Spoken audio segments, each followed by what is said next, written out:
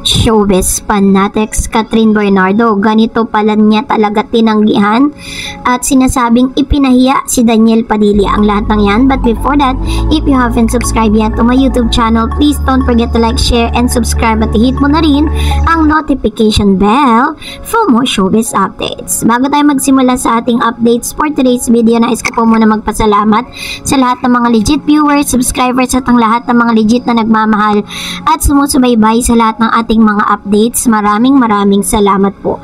And for today's video, isang nakakalokang balita nga ang naglabasan matapos pong tanggapin ni Miss Catherine Bernardo or matapos i-announce sa publiko ang pagbabalik pelikula nila ni Mr. Alden Richards na Hello Love Again. So dahil dito ay naglabas po ng ilang mga news kung saan si Direk Loren Joggy po na isa sa mga ABS-CBN Head of TV Production and the Executive Producers ay nagkaroon po ng offer with Miss Catherine Bernardo.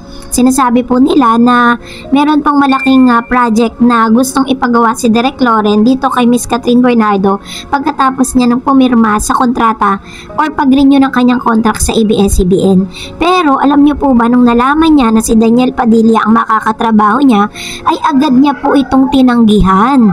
Kaya naman talagang masasabi natin na ayon po sa source ay napakalaki po ng offer, no, yung talent fee na matatanggap sana, at sinasabing ito nga yung talagang comeback sana ng Katniel for the year. Pero dahil po sa si Miss Katrina mismo ang tumanggi. So panoorin po natin ito mula sa Energy FM.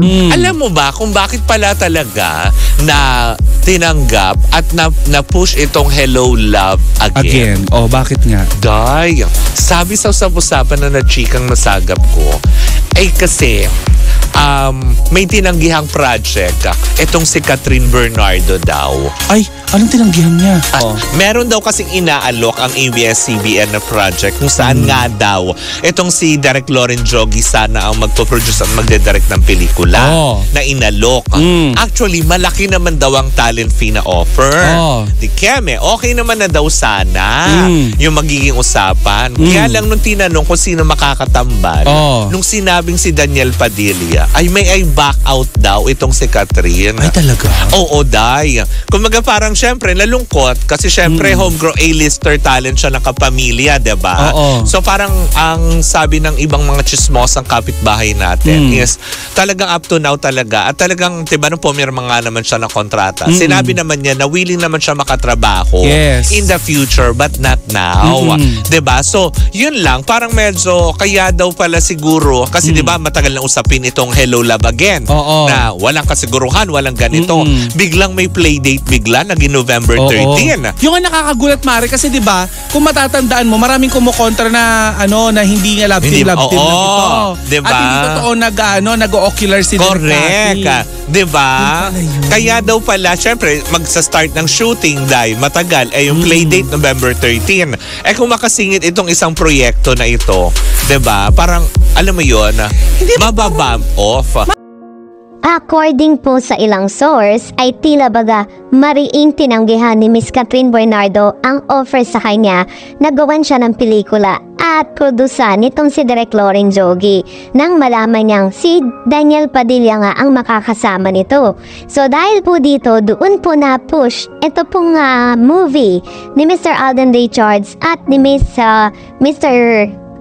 Miss Catherine Bernardo. So medyo masakit po yun sa part ni Daniel Padilla kasi umaasa po sana siya na ito ang magiging pagkakataon niya or chance na makasama niya muli si Catherine. Pero hindi siya binigyan ng pagkakataon ni Catherine na makalapit ito pa sa kanya. Kaya naman ang ginawa po nila ay pinush po ni Miss Catherine at ni Alden Richards maging biglang lumitaw po yung pagkakaroon nila ng movie. Maaring ito po ay spekulasyon pa lang natin, wala pang confirmation. Maaring pinapili itong si Miss Catherine between na makasama. Kung sino ba yung gusto niyang makasama, kung si Alden ba or si Mr. Daniel Padilla. And this time, pinili ni Miss Catherine Bernardo si Alden Richards.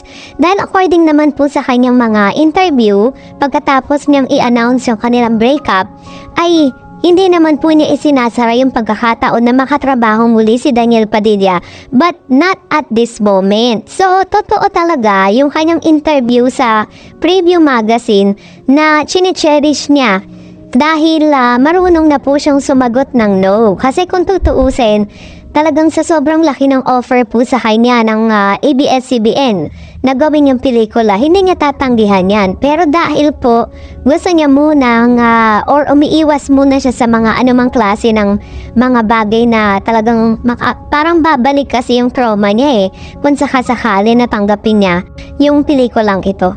So, dahil dyan, kung ano po ang inyong saloobin patungkol dito, comment down below. At mag-react naman tayo sa ilan sa mga komento ninyo sa comment section. Let's start off with Mr. Ernesto Tolindo. Magpakasaya silang dalawa. Kat Sensei, anything against DJ, kay Alden na siya malandi si Kat kasi dali siya makamove on. Ayan. So medyo medyo offensive to sa part ni Miss Catherine Bernardo. Kasi kung tutuusin, yung mga ganitong negative words towards Catherine Bernardo is parang hindi niya naman po deserving na sabihan ng mga negatibo, no? And not unless na alam po natin yung tunay na nangyari. Hindi naman natin po pwedeng sabihin na talagang totally naka-move on na siya. And sabi ni Rason niya, Mariologa, Kat, you should take Jericho as an example. He and his ex become good friends. Like Alden and Maine, you close your heart with DJ. Don't do that because you don't know if one day it could happen to you. Ayan, totoo naman, di ba? Actually, dun po sa mga sinabi po ni Miss Catherine Bernardo noon, sinabi niya na napatawad niya naman na po si DJ. She's open for forgiveness, but it doesn't mean na babalik pa siya sa buhay dun. Sabi po ng isang user, di mabuntis na ni Daniel Padilla si Andrea Brillante. So ano pa, at gusto niya bumalik kay Catherine at mga Katniel, buksan niyo ang isipan niyo dahil may sariling pag-iisip at damdamin ng isang Catherine Bernardo. Ayan. Sa pinakaayaw po ni Catherine Bernardo, katulad ng kanyang interview with Mr. MJ Felipe, ayaw po niya na dinidiktahan siya. Gusto niya meron siyang freedom kasi ngayon niya lang po maranasan na magkaroon talaga ng totally freedom. And Miss Malu Santos also said, akala ko sa nabasa ko na busy na si DJ sa paghahanda sa gawaing pelikula. Sana matuloy na, wag na niyang ulitin pa na ang parents niya si Catherine binabash ng ibang Katniel fans. Si Catherine na kesyo mayabang raw dahil ba ayaw na nito talagang balikan o bigyan pa uli ng chance ang ex. Mga isip bata tulad ng idolo nila, suportahan na lang ninyo ang idolo ninyo. Huwag yung alaga ninyo mga bash, kesyo iwanan din ang ginagamit lang si Alden, si Catherine. Huwag niyong ilagay yung ginawa ng idol nyo kay Catherine kay Alden para kayong feeling bolang kristal magsabi ng future. True.